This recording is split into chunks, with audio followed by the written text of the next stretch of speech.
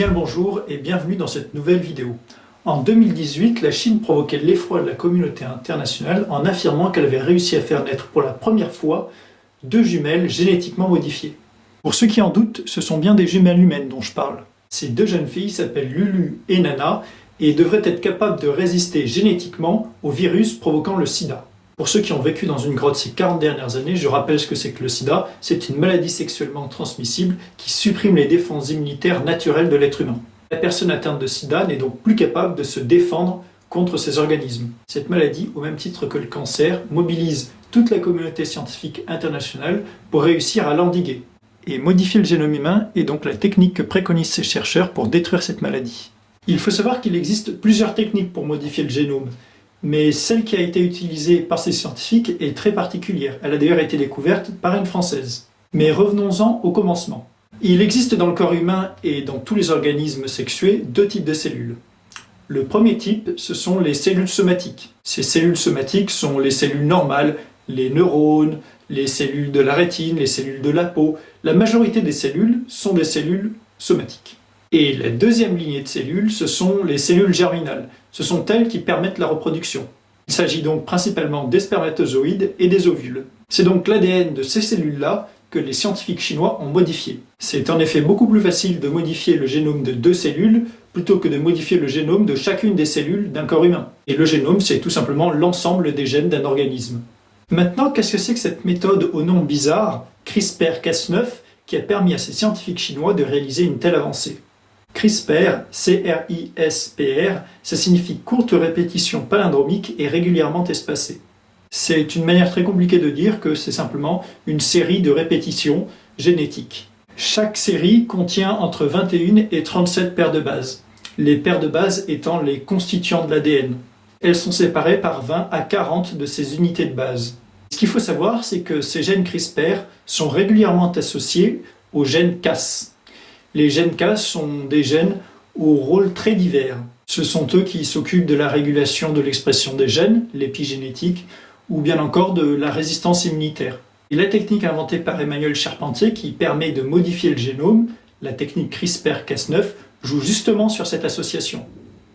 On peut maintenant entrer dans le vif du sujet de ce qu'est l'édition génomique. Vous l'aurez compris, mais l'édition génomique, c'est l'ensemble des techniques qui permettent la modification du génome, humain ou non. C'est ce qu'on utilise par exemple pour faire les fameux OGM. Et donc, qu'est-ce qu'on fait avec ce CRISPR-Cas9 ?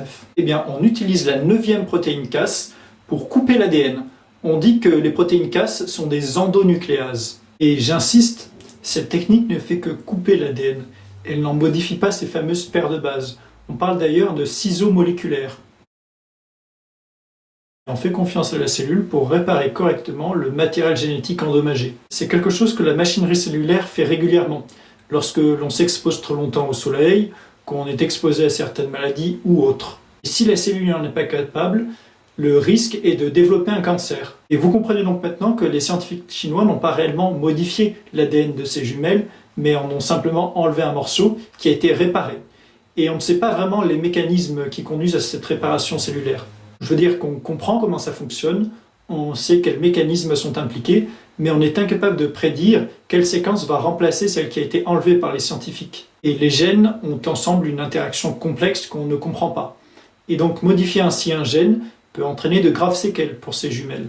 Malgré tout, cette technique suscite de nombreux espoirs et pourrait nous permettre de lutter plus efficacement contre le cancer ou de prolonger la vie. D'ailleurs, cela fait déjà un moment que la communauté scientifique internationale a réfléchi à la question et a en quelque sorte légiféré sur les modifications génomiques. Ainsi, la Convention d'Oviedo, qui est une sorte de traité international régissant les affaires de bioéthique, précise deux choses. La première chose, c'est qu'on ne peut utiliser la modification génomique que dans un but thérapeutique. On ne peut pas l'utiliser pour créer un homme nouveau ou un surhomme. Et une autre chose est interdite, c'est la modification du génome de la descendance. Et dans ce cas-là, on peut discuter de la validité du premier point. Effectivement, lutter contre le sida est un objectif thérapeutique.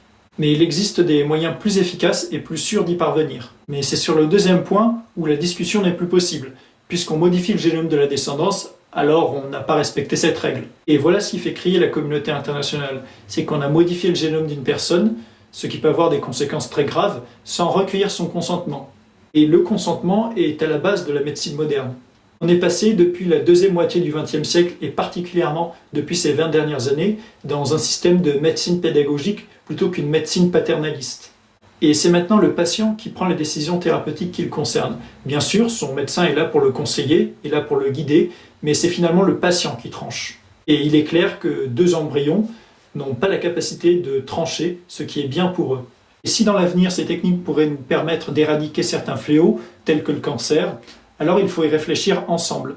On dit qu'il faut mesurer la balance bénéfice-risque, c'est-à-dire qu'est-ce qui est positif et qu'est-ce qui est négatif. Et est-ce que ce qui est positif est supérieur à ce qui est négatif? Et c'est là un débat plus politique que scientifique. Et c'est pourquoi l'opinion publique doit se saisir du sujet. C'en est terminé pour la vidéo. Si elle t'a plu, n'hésite pas à l'aimer, à interagir dans les commentaires et même à t'abonner. Salut!